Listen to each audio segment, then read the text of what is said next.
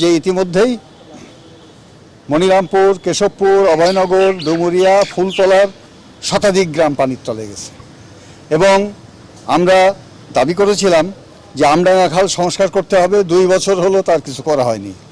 2, টিআরএমের প্রশ্ন, সেই টিআরএমের সিদ্ধান্ত এখনও বাস্তবায়ন করা হয়নি। আমরা বলেছিলাম নদী কাটা আর টিআরএম একসাথে যুগপৎ করতে হবে।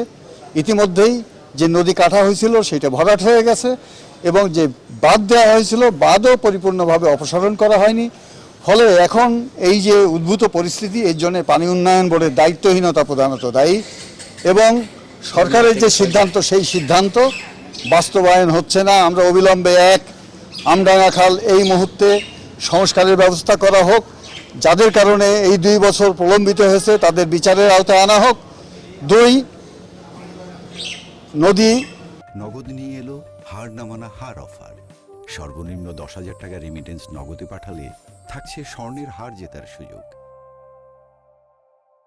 বাঁধসমূহ অপসারণ করে এখনই পানি নিষ্কাশনের ব্যবস্থা করা হোক এবং জরুরি ভিত্তিতে টিআরএমের যে পরিকল্পনা সেই পরিকল্পনা নেওয়া হোক। যারা ডুবে গেছেন তাদের স্বাস্থ্য, চিকিৎসা এবং খাদ্য নিরাপত্তার ব্যবস্থা গ্রহণ করা হোক। এই মর্মে আমরা আজকে বরাবর হলো পানি সম্পদ মন্ত্রণালয়ের কাছে আমরা দিয়েছি। এখন এই ব্যাপারে মানুষের তো নাকের উপরে পানি উঠে গেছে, ফসল, বাড়ি ঘর, রাস্তার পরে মানুষ উঠে যাচ্ছে। ফলে যদি সরকার দ্রুত এটা কার্যকরী না করে তাহলে আগামী 3 তারিখ 3রা আগস্ট এই ডিসির অফিসের সামনে সকাল 10টা থেকে 5টা পর্যন্ত অবস্থান কর্মসূচি ও এলাকার জনগণ সেই কর্মসূচি পালন করবে।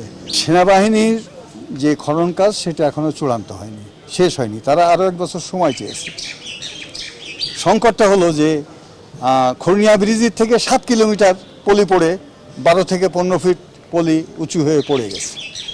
তাহলে যদি এই সেনাবাহিনী এই পানির সময় বলা ছিল যে তারা আড়বাতটা সরাই দেবে, পরে আবার আড়বাত দিয়ে কাজ করবে, কিন্তু তারা সেটা যথাযথভাবে না সরানোর কারণে এখন পানি সেদিক দিয়ে আর বেরোতে পারছে না, বরং ওই অঞ্চলটা আরও নদীটা ভরাট হয়ে